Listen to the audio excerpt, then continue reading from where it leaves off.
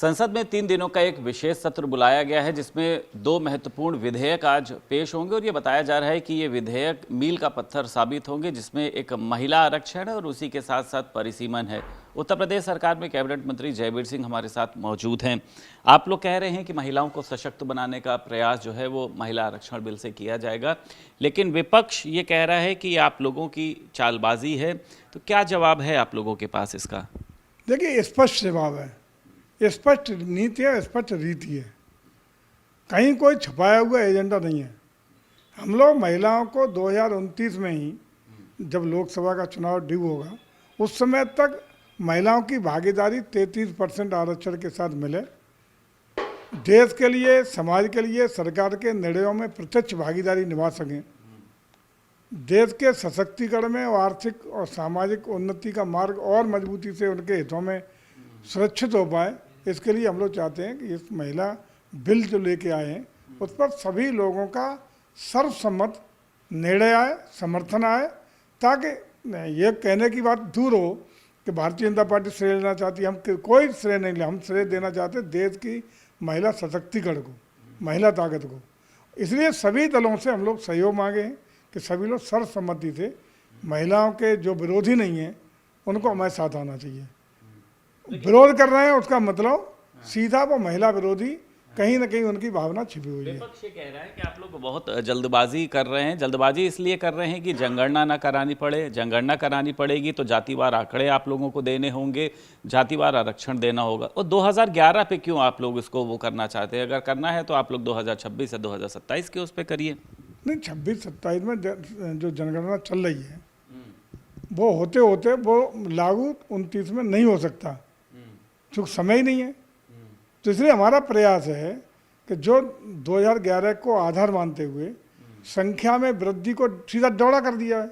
जो जिस स्टेट में सीटें हों, कहीं जो दक्षिण के लोग कह रहे हैं कि हमारा घाटा होगा, उत्तर के लोगों को लाभ मिलेगा, वो भ्रम दूर करने के आशय से हर स्टेट को वर्तमान लोकसभा सीटों की संख्या को दौड़ा करने का यूनिवर्सल निर्णय लेने का काम किया गया है।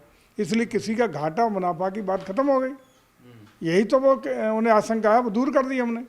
और जो भी सीटें बनेंगी उसका 1/3 आरक्षण महिलाओं को देने जा रहे हैं। तो इसमें छपा हुआ एजेंडा कौन सा है और कौन सा इसमें 11 और 26 और 27 वाली जनगणना से फर्क पड़ने वाला है?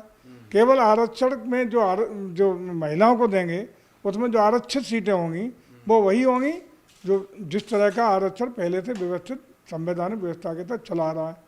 अलग से कोई परिवर्तन की स्थिति है नहीं। एक बात अभी सामने निकल कर आई कि धर्मेंद्र यादव का ये बयान है कि क्या मुस्लिम महिलाओं को भी जो है वो आरक्षण दिया जाएगा, और अगर दिया ही जा रहा है तो ये SC है, ST है, इनको 50% क्यों नहीं दिया जा रहा है? 33% पर ही क्यों भाजपा रखना चाहती है? हम तो चाहते हैं कि महिलाओं की भागीदारी और बढ़े।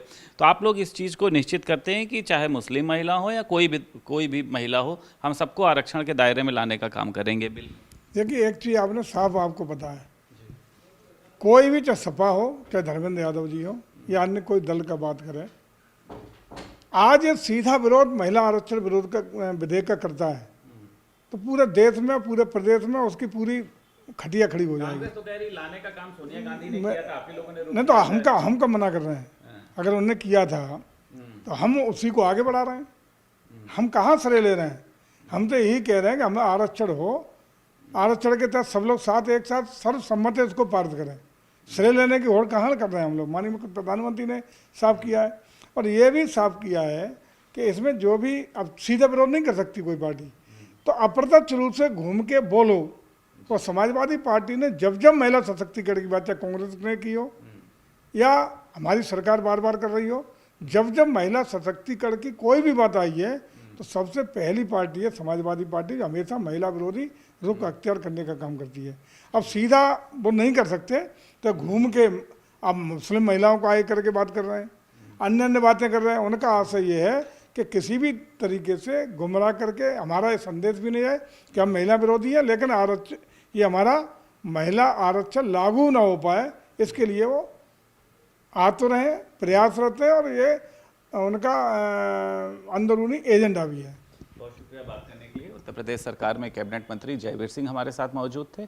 लखनऊ से वीडियो जर्नलिस्ट रोहित गुप्ता के साथ संदीप खेर, भारत समाचार।